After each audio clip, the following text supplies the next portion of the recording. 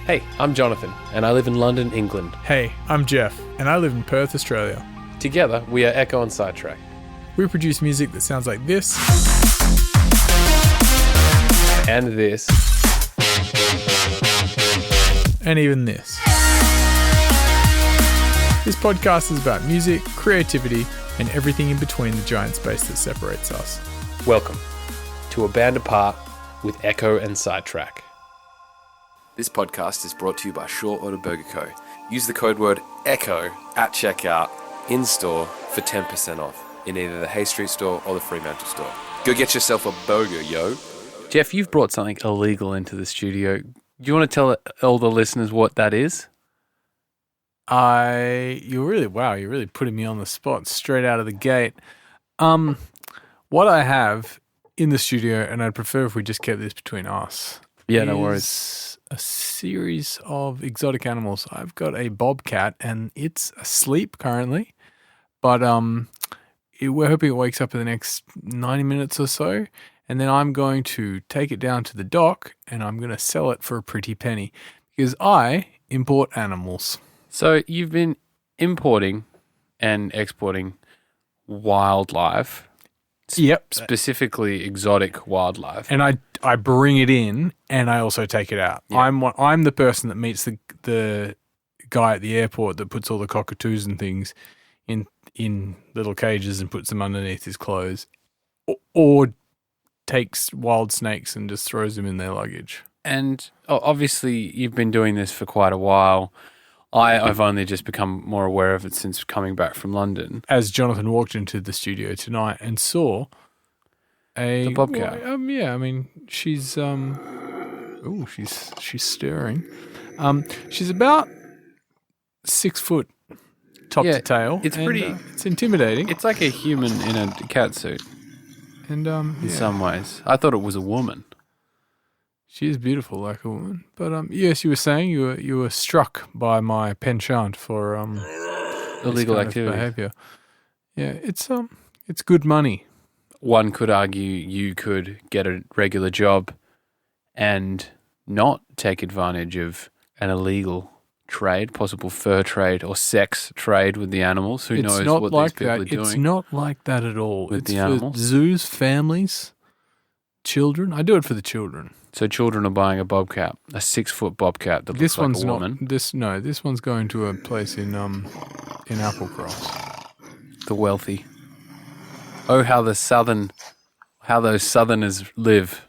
If you've got the money, I've got the exotic animals. I've got birds, snakes, African beasts. If someone came to you at a drum and bass show and said, "Mate, I'll listen to the podcast. I love your music. Your music's sick. Like, I want you to come play at my party." And you're like, "Yeah." You know, we've played at private parties before. And we've also said no to people before. And we don't know this guy. And he's like, we're like, "Oh, I don't know, man. I'm not really playing shows at the moment or whatever." And then he's like, "Look, I got a fucking lion. And you can pet the lion. And I'm going to sell the lion and I'm going to give you 15 grand. But I just want you to come play." So you're complicit. You are suddenly more complicit than you already are in the exotic animal trade. You can't see me, dear listener, but I am shaking my head vehemently. Would you do it? No, I wouldn't do it because that's a terrible price for a lion. I want 50K. No. Mate, keep your money. I'll sell the lion. We do it on the backswing and I'll make 30 each. No. And just so you know, I don't think you need to say that. Lying. I probably do. I don't think you need to say that. Some you're people lying. take things very literally. I'm lying. If people, to answer the lying question, no, I wouldn't like to be complicit in knowing where any sort of wild animal is, nor would I want to fucking pat one, nor would I want to go to a place where I was going to play loud music in the presence of a wild animal. The king of the jungle, Jonathan. do you know how Are they the king of the fucking jungle? mental? Yeah, a lion is the king of the jungle. Lions don't live in the jungle. Technically, no, they don't. Tigers are the king of the jungle, actually. Because tigers live in the jungle, in the Indian jungle. Bengal. And lions live Africa. Lions, but Africa has jungles as well. it's got Africa, but it's it's got jungle, but it's more like bush. It's more like Australia. The savannah. The bushfield. The bushfield. That's exactly right. I think He's from the lion is the king of the bush, as our friend Sarantino would say. shout out to Sarantino. Happy birthday, Sarantino, big dog. my China. I think they're the king of the jungle as well. Maybe gorillas are the king of the jungle. If you know who the king of the jungle is and would like to tell us, feel free to get in touch on 0403 504 5007. Someone's definitely gonna get in contact and be like, "Fucking Andy C's the king of the jungle." Oh, I see. You've taken it down that It's route. like a drum and bass kind of Gag. route. Jonathan, We all know Blade Runner's the king of the jungle. If that's what people are thinking. People wanted my answer. That's the answer that I've given. I'm trying to make this a podcast that is pretty easily editable or not editable for the listener if we're going to take them behind closed doors. As I was hoping to do tonight by asking you 3 simple questions. Sure. Ask away. How thick is it? No. Tonight we're trying to record a podcast that won't require much editing, and we don't do much editing at all, but sometimes we just say ridiculous things and they get cut out. So I feel like this is going to get cut out. maybe. But that's what I mean, like. No, I feel like you saying we're going to edit this. And I'm saying we're not going to edit it because we want to make it simple because we've both got lots of things to do. Yes, that's true. Yeah, okay, so you want to ask me a question? I've got 3 questions, Jonathan, for you. And I'm going to ask them in an order that is going to finish with one that like might help you. The other 2 might lead you to have a more creative thought about the third one. So I want to ask you 3 questions. The first is, tell me something that's inspiring you right now, other than the wonderful preamble conversation we just had. Something that's inspiring me right now. I'm kind of feeling a bit uninspired, if I'm perfectly honest. I think that's got something to do with how I've been feeling lately. But film. Movies. Okay. Again, I've gone through patches of just not watching much television and not really watching many movies. Mm-hmm. Or maybe just rewatching old movies. Kind of selecting movies or thinking that a time where I watched a movie was only when I was hungover, or like, I don't know, maybe it was I felt guilty for taking time away from the regular programming of my life to watch a movie. Yeah. But I've done it a couple of times in the past month, and I'm finding myself inspired a bit to write a bit more and like write down narratives and little stories and that type of thing. I actually woke up. Sorry, I didn't wake up. I couldn't sleep the other night, so I turned my light back on and wrote down a story, a real life story from my own life. Mm.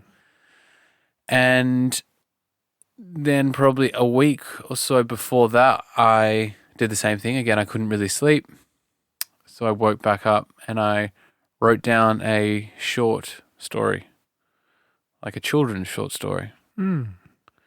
So I guess movies are bringing narrative back, narrative into my life more. I'm not reading I'm not reading a fiction book at the moment. You're reading a non-fiction book. I'm reading a non-fiction book. So, I think that's. So your brain is almost creating the fiction for you. I think so, or being like it needs its fiction fix, which is coming from movies, which is then making me inspired to write. That's interesting. Do you think in a narrative? I think I'm in a movie. Sometimes we both do. There's the camera. Where's the cameraman? It's a great question, Jonathan. Question that we often ask each other. Do you think in narrative in your own life? Yeah, for sure. I feel like most creative people do, or yeah, I do. You really do touch your face a lot. I do touch my face. I'm just watching you like massage and squeeze No, your because it's not what I face. can think. That's okay. Yeah, I think I do think in that way because I don't know. I think we all. I think Life we all is do. a story. No, Life is a movie. I agree. I think we all do, and then like the little stories we tell ourselves, true or false, and the things we do, like you're doing something, you're like, oh, I'm gonna overcome this moment and get what I want because I've done the work. Or Yeah, I mean, yeah, I think I'm. sometimes you see the camera angles of you're driving your car and you pull up at the car park, and you almost imagine that you're viewing the car from outside. Yeah, I mean, or from a crane shot. I think across that. I the mean, way. I think they're two slightly different things. Like we all see our lives as like a series of battles, David and Goliath situations, conflict, resolution. People might see themselves in like a movie in that sense. Like, I'm the Aaron Brockovich. Sure. I'm the high-powered or single mum who becomes a lawyer and wins one of the biggest court cases in American history. Or I'm the hurt teenager. I'm the angsty teenager. You kind of slip into the stereotypical role of your favorite film. Whatever it is. There's that. But I think that's just because humans look for narrative because we're storytelling, or we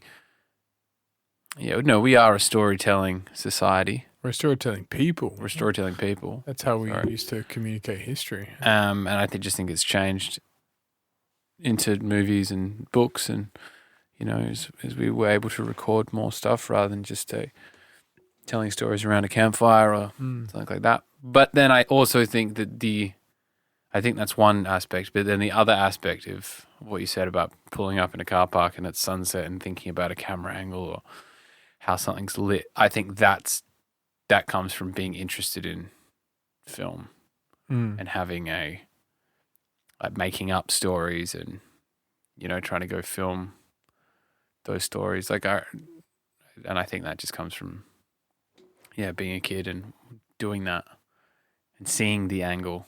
Which is what we did when we were younger. Yeah. It is what we did. And I think it's kind of a part of me that sometimes gets shunned away and forgotten about a little bit. Because every time I do something with video, every time we get to do a little creative thing, it always kind of re-sparks that muscle in my head. The muscle in my brain, rather, that's different to the muscle that I use for music. Yeah, totally. I just find something visually, like doing something visually. Yeah, a little bit. I'm interested in the visual probably at the moment.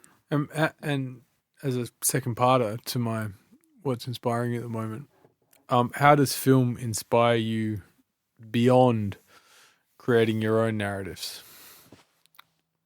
Does it give you something to strive for? How do you convert it into, music or other things?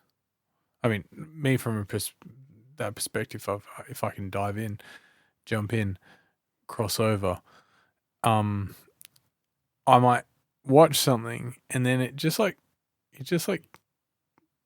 starts a little ball rolling in my head. Like, I'm watching Star Wars and I'm like, that Ewok planet's pretty cool. I wonder what the rest of the planet looks like. And then I wonder what the other music might sound like, or what, your brain just starts, this little ball just like gathers, it's like a snowball that gathers ideas, and some ideas stick to it as it rolls. And sometimes it just rolls and falls off a cliff and nothing happens from it. But your brain just that's a bit how my brain gets inspired by things. I think my brain is similar, but I also think I've spent some time shutting off that part of my brain. which How is come? kind of a bit sad. How come? At the moment, at the time, it was inappropriate. And I think maybe my friendship groups or who I was around or that kind of thing didn't foster some of that thinking. Like I feel like I had and was more creative and had these ideas a lot more and maybe more inspired when I was like 13 or 14. I remember being more like that. Mm. And then I just wasn't, I don't think I was around enough people that were like, yes. I really had to force some people to help me. And instead of being like, I'm just going to do this all myself, which I think I did to some degree, I think I kind of was like, maybe your thinking is just a bit wrong.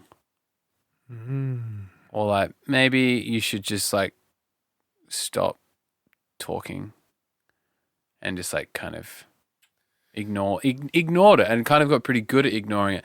You know, when you're at a party and you're all sitting around smoking weed. Man, have you ever thought about how many stars there are in the sky? Mm-hmm. Or, like that there's like one that's more stars in the sky than there are grains of sand, and like start talking about life and philosophical ideas, and someone's like, "Bro, that's too deep." Yeah, I hate those people.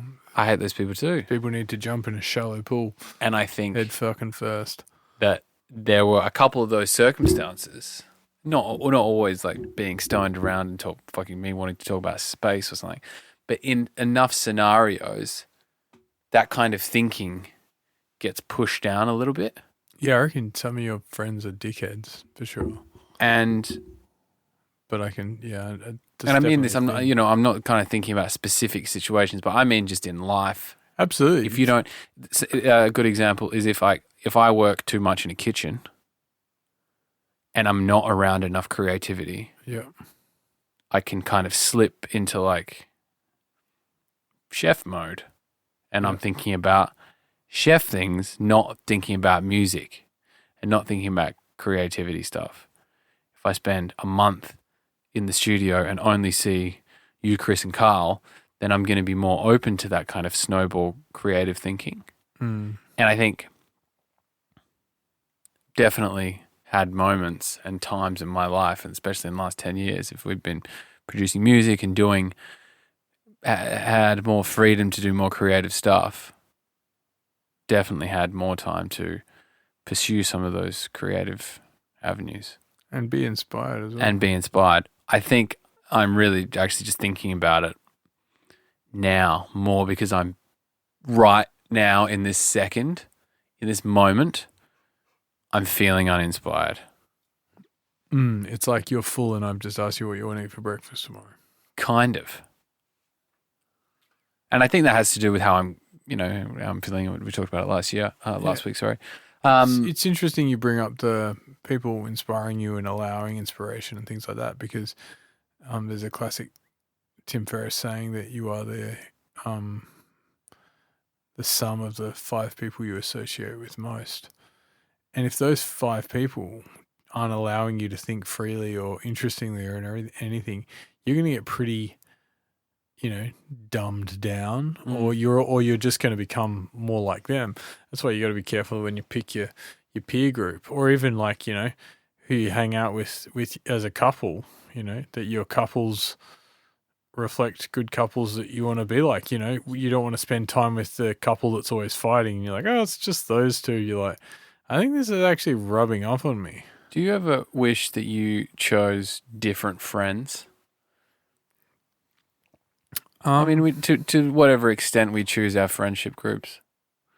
Like, do you ever think that, man, in high school, like if I'd only I had some situations talked to that kid and been closer to the kid that was maybe a bit more aligned with me. I reckon there were definitely some people that I could have been more friendly with, but I changed schools between primary school and high school. Yeah. I also changed friendship groups. And I'm happy I did, because when I was in primary school, I think I was definitely showing like outgoingness and like creativity. I remember one day we were all singing this song or something, like just like, it was a song like we all knew, and it was in the back of someone's car, and then we're all like humming the song, and then I just started like humming something that was perfect, like a lead section to it. And everyone stopped and just looked at me. I mean, I'm not saying I was like barbershop quartet, but like, and they were like, "What the fuck are you doing, man? That's not how it goes." And I'm like, "Nah," but like, but it could go like this. If it could go like this, like it would go, and then I just remember that's baked into my memory. Yeah, and I'm like, "Oh, you guys aren't like this." But I mean, so I was lucky to change friends. So I got exposed to new friends, and so there was some more alignment there, and I found my tribe again. But most importantly, I think, is that I chose to do art in high school. Yeah. And I looked at the group of people, and I was like, because when everyone in year 8, obviously everyone did woodwork, metalwork, and these things. And in year 9, I had a bunch of mates that were like, I'm going to do woodwork, I'm going to do metalwork and stuff like that. And I'm like, I'm going to do art. And I made that visible choice that I didn't have any. I had one friend that did art, and guess what? They got put in the other class. Yeah. I remember. And so I made friends. Sorry to cut you off, but I made friends in that class that were creative friends. One of whom I'm still friends with now. Shout out to Nisha. And like I was forced, as anyone is forced to be with people when you're in the same class, to interact with people who I may not have normally interacted with, but then we had common creative goals, and then that was inspiring. Yeah. And that kind of taught me pretty early on that I'm like, whoa, creative people are everywhere, and like it's more fun to be inspired than it is to talk about common that you like the same fucking music or something, because it's good to be challenged in those respects. I mean, I did this basically the same thing. Like I elected to do drama and art, and did art every year up until TE, because I couldn't do drama and art both as TE. It was going to be too much, so I did drama. But I remember having like, there was maybe a little crossover in art with some friends. Like I remember Kiesel did art. Yeah. But I remember like not really associating with I did associate with my art friends, but like it was like a different thing. It was like you talked in art and you sat next to each other in art, but then like in regular school, you spent most of your other time with your other friends. Yeah. And I remember like even I can't really remember if anyone else in my, like the guy friendship group did art apart from maybe Kiesel. Yeah. But it was like, oh, you're going to go do that, and they're going to, I don't know, do sport, or like they're doing another mathematics, and art was seen as a bit of just a different thing. And it was the same with drama. I remember I was friends with my drama people, but I remember some of my friends would be like, oh, you're going to drama, like drama and saying stuff like that. Whoa. And like, being like, drama is for pussies and the losers and just like the gay kids, and just like that kind of like negative. That's that's unfortunately the kind of. But I think that's the kind of people that were, and it's not everyone as well. I don't want to. But it's the kind of brush. But some of the people you were hanging out with, and we all hung out with, and that we had, and it's also like that's kind of like early 2000s, late 90s thinking as well. It's pretty insulated. Like no one wants to stand up and be counted. Like we suffer greatly from tall poppy syndrome in Australia. Massively. It's like, oh, I don't want to step out of the line. I'm just going to do what everyone else does. And when you do, you open up the opportunity for someone to like pick on you, and they say like, they call you names and be like, oh, that's lame. And that automatically just like makes you go like, maybe this is not the right thing to do. Yeah. And it can ruin your confidence, I think. It can. But I remember like still doing it. But you would have done it with a little bit of a But hesitancy. But Yeah. then I remember Because imagine thinking, someone had been super encouraging, you might have been better. Yeah. But like I remember doing for the end of year I had Sorry. like one of the lead roles in the production. Can you just hold that thought? I had something, then lost it, and it's back again. Go. Holly told me the other day that the things we see in other people that we don't like, that frustrate us, and like that they have that reaction like, oh, that's so lame, whatever. Often that's unfulfilled potential in ourselves. Yeah. And I thought that's a really, really interesting point. Yeah. 'Cause, you know, when you look at someone, you're like, whatever. And then you go, if I really think about it, maybe I do want some of what Yeah. that person has. What it is, I think what it is sometimes is like I wish I had the balls to do that. Absolutely. And I use balls, you know. I wish I had the courage, is really Yes. what I should say. I wish I had the courage to do that. So I remember in year 12, there was a scene we had to promote the production. So Alistair, who played one of the lead roles, had to start making an announcement in front of the whole school, and then I came down and yelled at him from the top. Yep. Said a line from Family Man, which is a great TV show if you've seen it. And I remember being like, "Fuck, I don't want to do this in front of my friends. Like, I look like a loser. I'm in drama. I'm doing the drama thing." I've previously been able to do it behind closed doors, and now been able to do it separately and been my whimsical kind of self, but I've kind of got to maintain a bit of coolness. And then I did it, and everyone was like, "Man, that shit was so funny." And I remember thinking like, "You were calling me like fucking 3 weeks ago, and then suddenly this thing's cool." Like, but that just goes to me. this is It's confusing to me. It just goes to show that they were just showing their own insecurities. Dax Shepard recently said on a podcast, which is a really good podcast. It's Brene Brown's podcast, and it's from January this year, I think, and it's with Tim Ferriss and Dax Shepard. But Dax Shepard says that he hopes that by sharing his own vulnerabilities, that he other people go, yeah, I feel the same way. And he trusts that people won't weaponize his own vulnerabilities against him. But I think that's something we truly don't believe. We're like, if I say something, you're going to call me names and you're going to pick on me. I mean, that's kind of what you base stuff on what your historical experience is. Absolutely. And like traditionally. It's hard to be told differently. I think especially when you're kids can be so brutal with each other. Kids are fucking jerks. And I think now children seem to be a lot more conscientious and a lot kinder.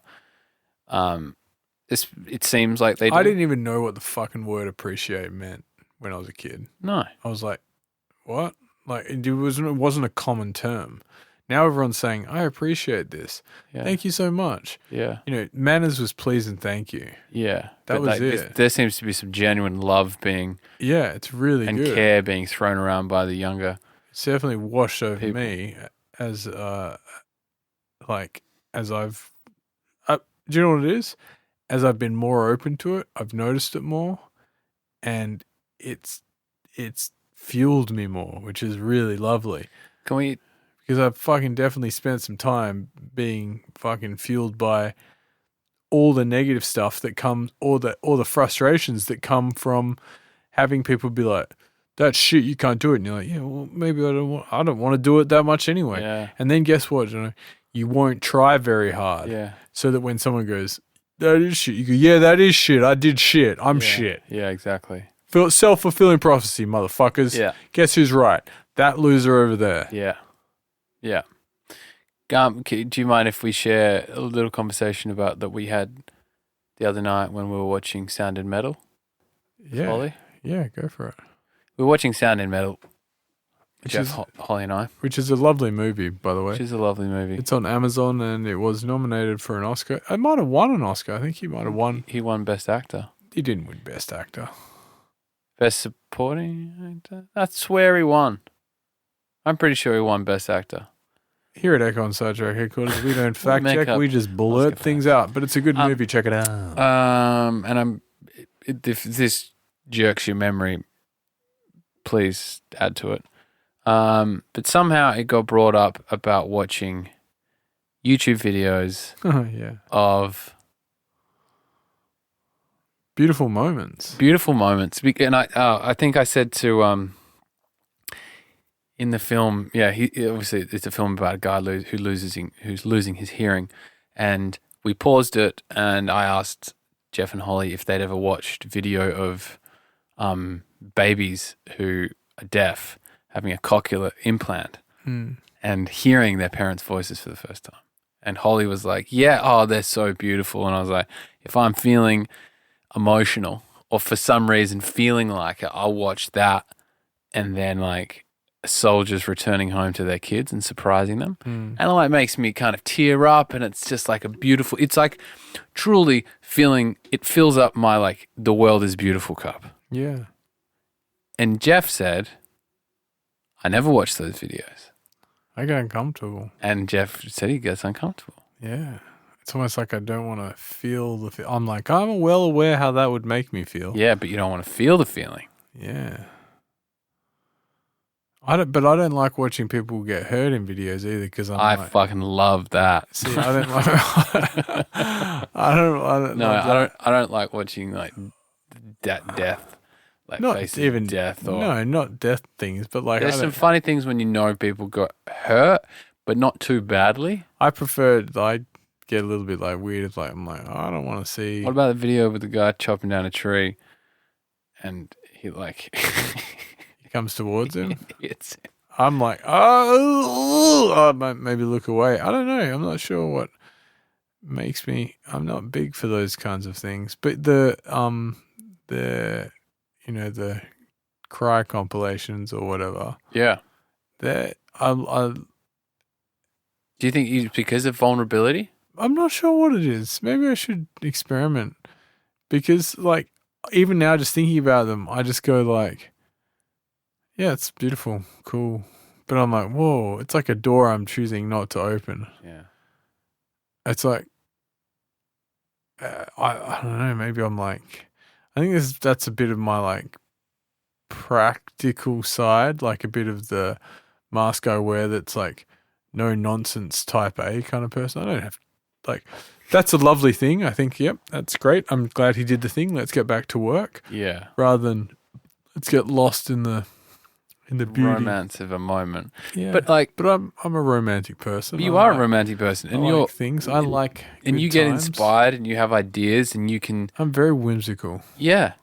And it's kind of. Oh, Jesus, the bobcat's awake. I think it's kind of. It's interesting that you might not. You might resist that. Or at least when something like that comes up, then your type anus comes on and you go, no, let's get fucking back to work. But when we're talking open my type anus. You've got a really type anus. But like when, we could fuck around for hours talking about the live exotic animal trade or joking and whimsicalness, and it's all fine. But then when something, the opportunity for viewing an emotional thing comes up, then there's resistance to it. Maybe I don't like to feel sad. Yeah. And like, I'm maybe a bit resistant to feeling those kinds of feelings in a way. Like, it's not that I'm afraid to cry. Maybe it's that I'm a little bit hesitant to. It's like I know how it feels to be unhappy, and I don't like it. So why would you put yourself through it? Yeah, but I don't. But I know, and I know these videos. They're not unhappy. They're like they're beautiful, which is why they move you. They move you to cry, because crying is an amazing show of emotion. Yeah, neither happy nor sad. It's open to both. But yeah, I'm not sure why I have such resistance to it. It's almost like someone's resistance to anything though. Like I'm just like, nah, I don't watch those videos. Nah, just whatever. Don't worry about it. Like and then if someone showed it to me and like, you have to see this beautiful video, I wouldn't want to watch it with them.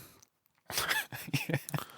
I'd want to watch it by myself. And like Let's watch a beautiful cry compilation all together. I don't know. I just, yeah, but, and what, to bring this back to what we were talking about with the people we associate with or things like that, the things that we're allowed to do. Yeah. I don't think there's any particular moment that I haven't allowed myself to cry, but,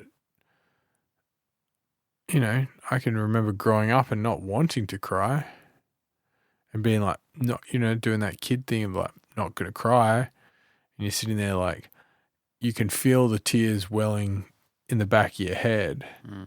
But and fighting it. You're fighting it and I'm not going to cry. Well, I think definitely as boys aren't allowed.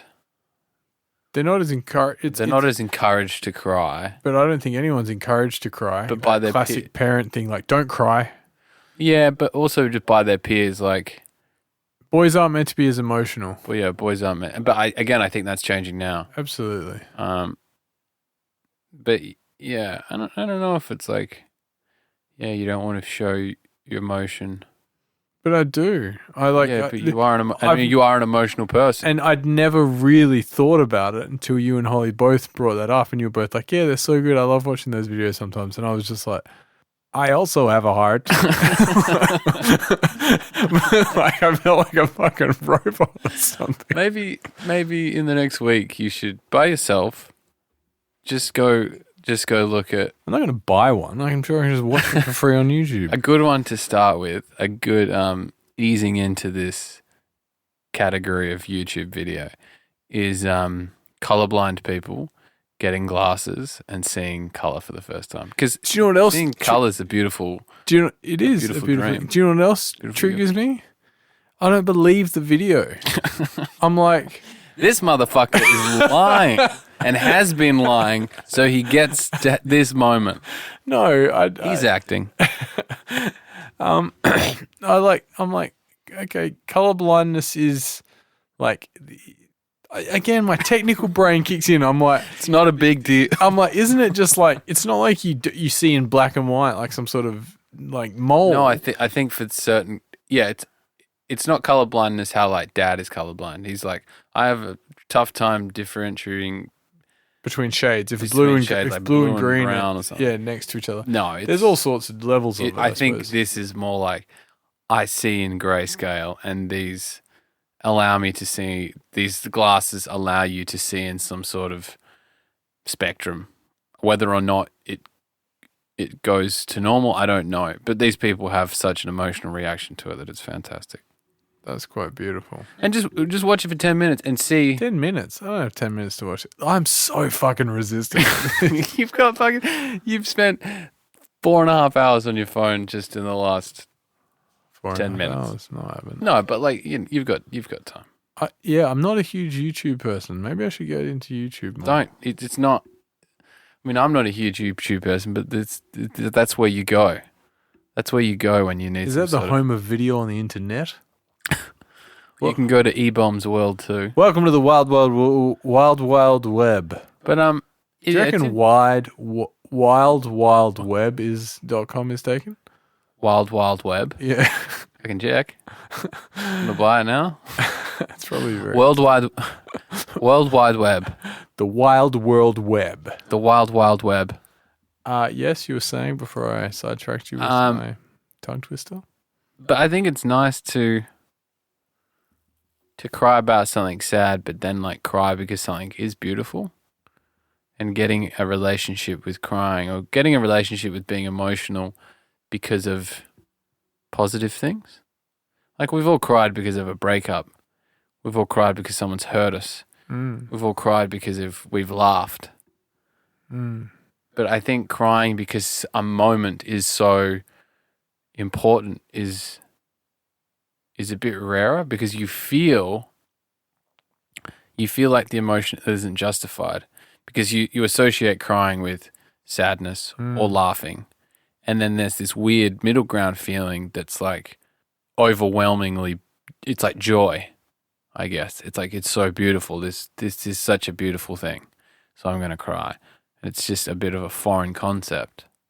Yeah, I like crying. I think I need to get into it more. I encourage crying.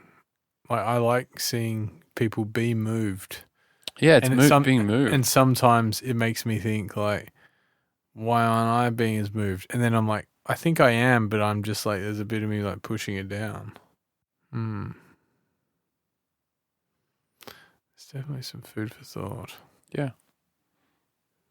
But I wonder how different it would be if we had been in high school or had friends that were more open to crying. I don't think it's like necessarily the crying thing.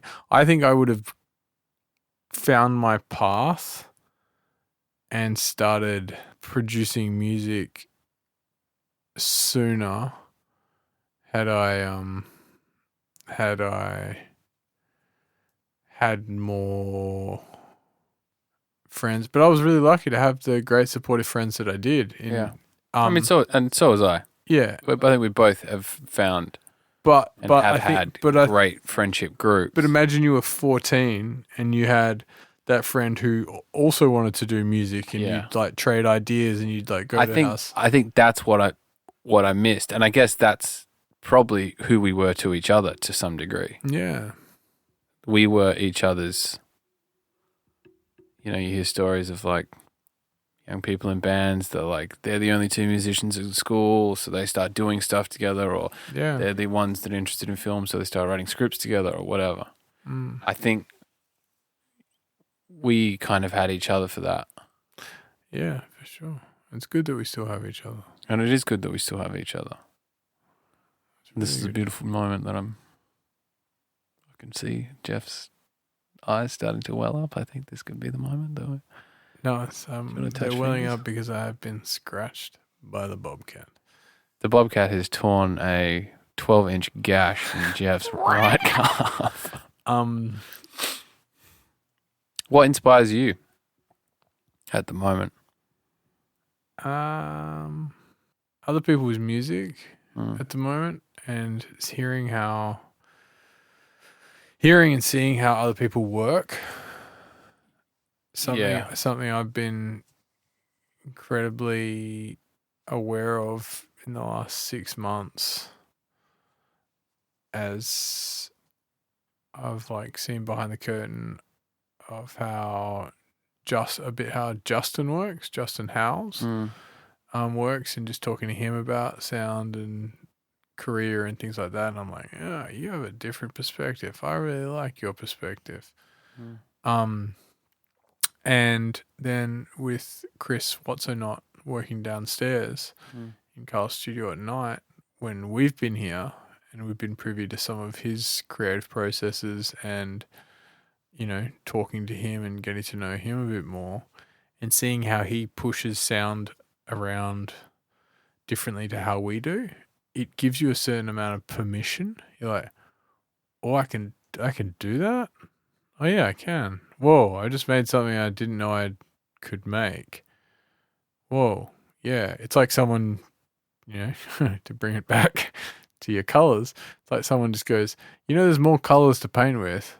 And you're like, no, I like painting in blues. Look at all my blues. I've got hundreds of blues. And you're like, you got greens and yellows and reds. And you're like, oh, I didn't know I was allowed to do that. Yeah. But yeah, of course, it makes sense. I've been finding that's inspiring, almost to the point where you you'll talk to him downstairs and you'll be like itching to go back upstairs to be like, oh, I wonder what I could do with that technique. Or I think he just approaches things quite differently as well. Just really exciting. It's very non-fucking drum and bass. Yeah, I think that's another major thing. Like sometimes in drum and bass we can be we can feel the constraints of it rather than being so experimental. Like I feel since spending more time with Justin in the studio, we use grain delay. I mean, this is a pretty practical example. But before, we never used to use grain delay. But now we do for texture.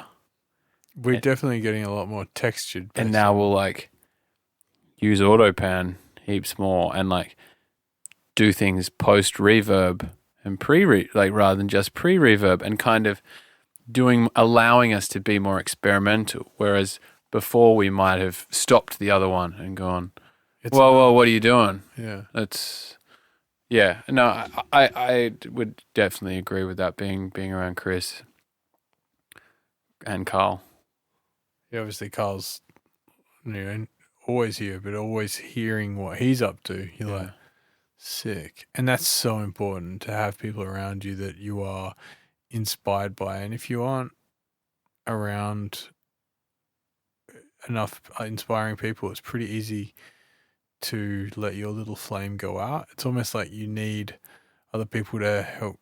Sometimes, yeah, man. You need to put someone else fuel on the fire, and then it's not like you're asking them to put their logs on it. You come back, you'll go out and do something, and you'll come back with wood. Yeah. And you're just like, I'm going to put that on the fire, and then you're more inspired, and you can push it. And it's also a flame that never dies completely. It just gets really, really, really, really, really, really, really small. And you just have to bring it back, and you just have to cultivate it and do things to cultivate it and work harder for it. And if you really do want it, like if you do want to be more creative or if you want to be more inspired, then fucking go find someone in your town or your outside of your friendship circle to have a conversation with. Or message that person you've been thinking about messaging, or fucking go see a movie by yourself, or go to an art gallery by yourself, or do something that's creative by yourself, and you'll actually find that you get so much more joy out of it. And also, you'd be the only person limiting your ability to enjoy it completely. Yeah. And don't think about what other people are thinking of you either. That's such a hard thing not to do. Absolutely. It's very difficult. But yeah, that's probably the most important thing, because that's what stops, that's what causes hesitation. That's what caused hesitation in my head before I stepped out onto the stage to do some fucking play thing. It was like, well, I don't want to look like a dickhead in front of people. That's always the fear. It's sometimes not the fear. And there's been the moments that you don't have that thought, I find to be the alignment moments. They're the moments where you're like in the zone. I guess because it helps you be more present. But they're the moments where you really strike gold. And also the moments you go, no, I'm exactly where I'm meant to be. I'm right in the right spot. This is life affirming that I'm meant to be doing this thing. Have more life affirming moments in life. Yeah, just be more creative. And cry. Do you want to watch the end of Band of Brothers together? Shed a tear? No, I'm okay. I think we'll just wrap the podcast up and get on with things. You can show me one video. No, I don't want to show you a video. I want you to venture out and find your own video. Maybe that's not going to make you cry. Maybe what makes you cry is I don't know what's going to make you cry. I think lots of things could. Not what makes you cry, rather. What makes you feel overwhelming joy? But I feel sadness as well. Like I was watching The Handmaid's Tale the other day, and it was like, this is really sad. But that's sad. That's like I know. So like, it's like breakup sad, or like dreary. Dreadful sadness. Dreadful sadness. But some of it's also lovely as well. Like, really like beautiful bond between people. Yeah, I don't know, but I'll have a think about it, and or maybe I shouldn't think about it. Maybe I should just fucking do it. Yeah, just Either way. I've set up a private playlist that I use sometimes. I'll put it in the show notes and I'll send it your way. It's only about 3 hours long. Really? No. But you just Google something and it fucking comes up and then YouTube just feeds you what you need. What a concept. All right. Well, we got through one question. Next week we'll do the others. Yes, sure. Sounds good. All right, buddy. Thank you very much for having this conversation with me. Thank you. And I love you. I love you too. I think, yeah, it's definitely given me something to think about. I'm glad. Sign of a good conversation. Thanks for listening to this week's podcast. Make sure you subscribe to us on your podcast app and keep up to date with all new episodes. They're going to be coming out once a week. We are Ekko and Sidetrack on Facebook and Instagram. On Twitter, we are Ekko Sidetrack. Go listen to our music on Spotify, Apple Music, Tidal, YouTube, or wherever your ears consume happiness. Lots of love, people.